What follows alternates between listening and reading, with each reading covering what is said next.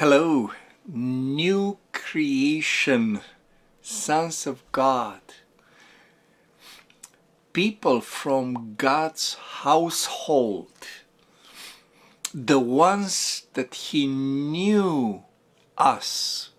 He knew us before the creation of the world, before the first Genesis. He knew us. He prepared us to be manifested in these end times with a purpose to show His goodness and kindness and the glory of His grace manifesting over the creation, as the new creation is the crown, the chief work of our Father, already prepared for in Christ Jesus. How beautiful, how awesome it is what He's doing. And we went in the last few sessions through this new creation description, if you want. And yes, homework. Just go through them again, starting with the tent of God. I go through every single one. So new and so different even of what we understand here now in these bodies.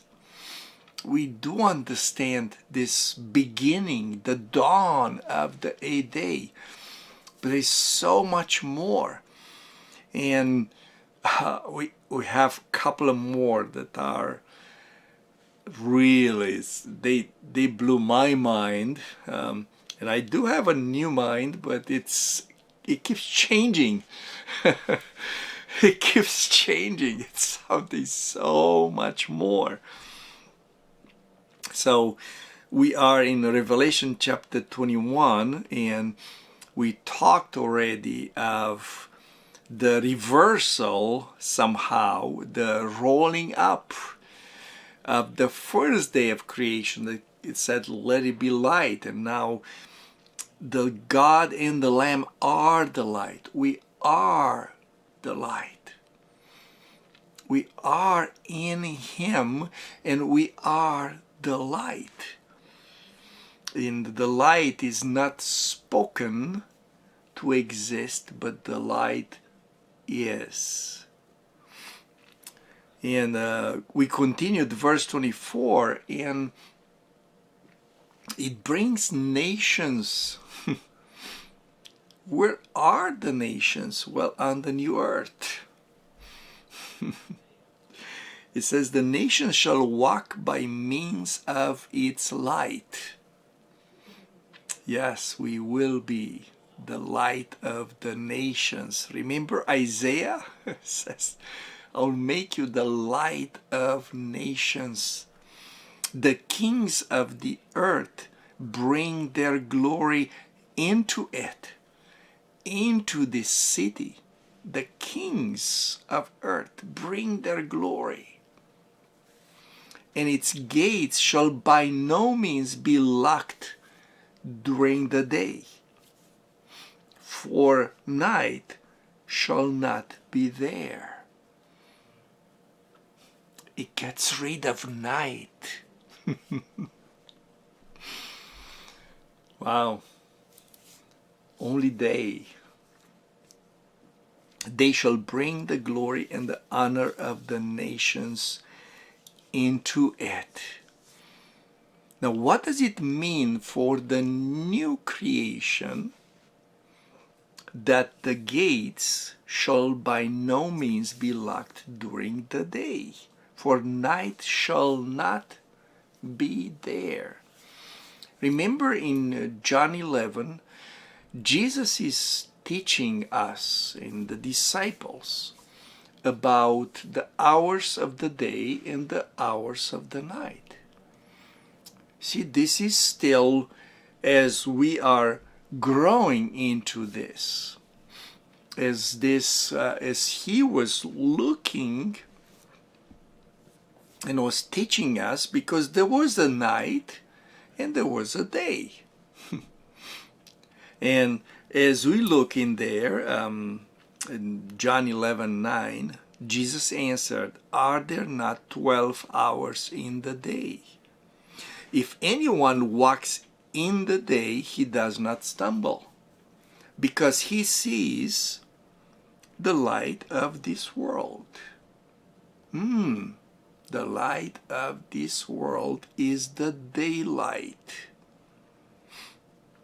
But if one walks in the night, he stumbles because the light is not in him. And he presented this before when we were talking about the external light and the internal light. External light being when circumstances are matching, it's green light all the way.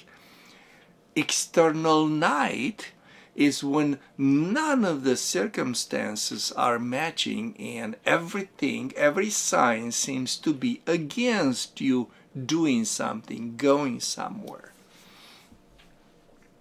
But the internal light is a knowing inside the will of my Father is inside me. And what Jesus is teaching the disciple is that he always had the light on the inside, no matter what was outside. No matter people liked him or didn't like him, people received him or didn't receive him. It was about Lazarus, and everybody was expecting him. If you want to heal him, you go before he dies. And Jesus is waiting 3 days. The 4th day goes, because he was going by the inside light. The inside light is always the will of the Father. If there is inside, it's not clear. If your heart is closed towards something that's night inside, then don't go. Even if outside circumstances look perfect for you, no. So, what does it mean that there is no more night? It means that the outside light, which all things are clear, circumstances outside, the green light, is matching the inside light all the time. That means you are always in the will of God. That's the new creation mindset. New creation walk means that we always walk in clear light, because the light is matching. There is no more night. There is no more night. We are always in the clear with the Lord, always in the clear. This is what we call to become the will of God. Remember, we are the light. We are the will of God. The will of God is not on and off. It's not night or day. The will of God is always on. And this is the new creation will. It's always on. So, very special, isn't it? There is no more night in that new creation reality. No more night. Just look at these circumstances. Look at your life. And as a new creation, you are changing. You are making light where there is no light. Powerful. So back to the nations. Now we talked about, because they are going to come and bring their glory. The kings of the earth, they all are serving God because they are all coming and bring their glory into the city. So yes, the New Jerusalem somehow is connected with the new earth. It's connected to the earth with those nations. And he says in verse 27, there shall positively not enter it anything unclean, and he who makes an abomination lie, except those written in the scroll of the life of the Lamb. So if the kings of the earth are going to come in, that means they are part of this scroll of the life of the Lamb. By the way, this is a new scroll. Remember, the old creation was rolled up as a scroll? Now this is a new scroll that's opening up, which is the life of the Lamb. This is a scroll of life. Beautiful. Deep, isn't it? So, yes, it is a new earth. Not quite sure how that relates with our time on earth now, because the world lays in the evil one, and Babylon is still, I mean, it's judged, but it's not down yet. It's not destroyed yet, and we will have something to say in the name of the Lord to the destruction of Babylon.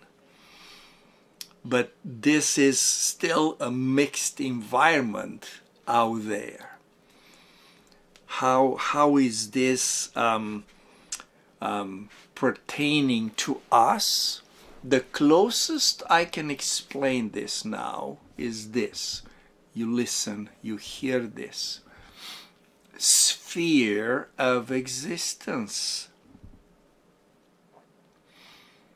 As we walk in a place, there is a sphere of life and a sphere of light that surrounds us.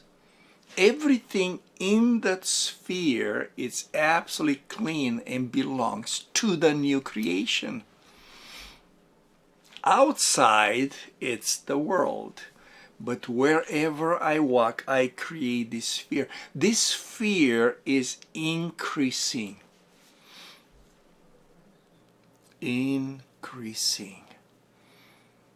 I do believe that it's going to grow so big when the oneness of the new creation reality, it's big enough. It's growing in this one mind and one agreement, that it's gonna destroy everything that's out there that's not of the light. But as far as I am concerned, I'm walking always in the light, as He is in the light. 1 John chapter 1. If we walk in the light as He is in the light, we have fellowship with one another. I'm increasing the sphere by connecting with the sphere of the light you walk in, and we together walk in the light. This is fellowship in the light of the saints, of a new creation. This is Celebration City. This is the place of gathering. It's in the light. There is not even a thought. It's not even an evil thing that can even penetrate this fellowship of light, the sphere of light and life.